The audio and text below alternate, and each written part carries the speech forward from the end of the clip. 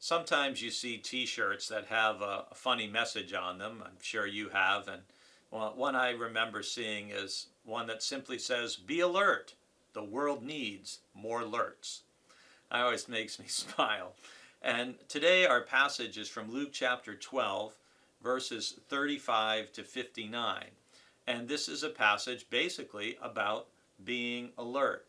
If you read it in its entirety, you'll hear how it sounds very similar to the parable of the wise and foolish bridesmaids that we spoke about on Sunday. And it begins by saying in verse 35, "Be dressed for action and have your lamps lit." That sounds like that parable, doesn't it? And in verse 37, which is our verse for today, Jesus says, "Blessed are those slaves whom the master finds alert when he comes. Truly I tell you, he will fasten his belt and have them sit down to eat, and he will come and serve them." Similar to our story from Matthew 25, verses 1 to 13, this is a story about being dressed for action, being prepared, being alert, anticipating that, in this case, the imagery is that of slave and a returning master compared to bridesmaids waiting for a bridegroom. But the impetus, the important thing to remember is the same. You need to be alert and you need to be ready. And what's interesting in this particular passage to me is this one talks about, in a sense, a reward.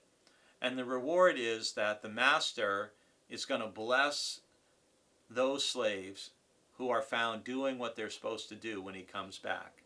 And that the master will even take on the position of a servant in inviting the slaves to sit down and to serve them a meal.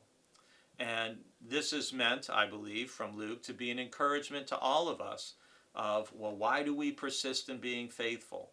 Why do we persist in doing what Jesus calls us to do and living as Jesus tells us to live?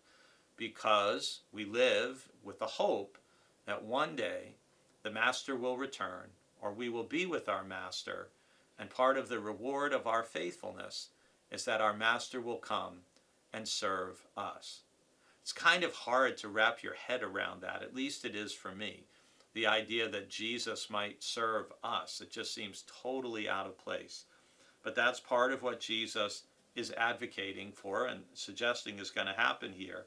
And if you read the whole passage that I'm suggesting, you'll see in verse 41 that Peter says, "Lord, are you telling this parable for us or for everyone?"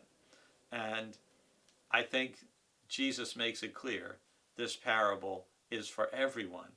And he says towards the end, that slave who knew what his master wanted but did not prepare himself or do what was wanted, well, it's not going to go well for them.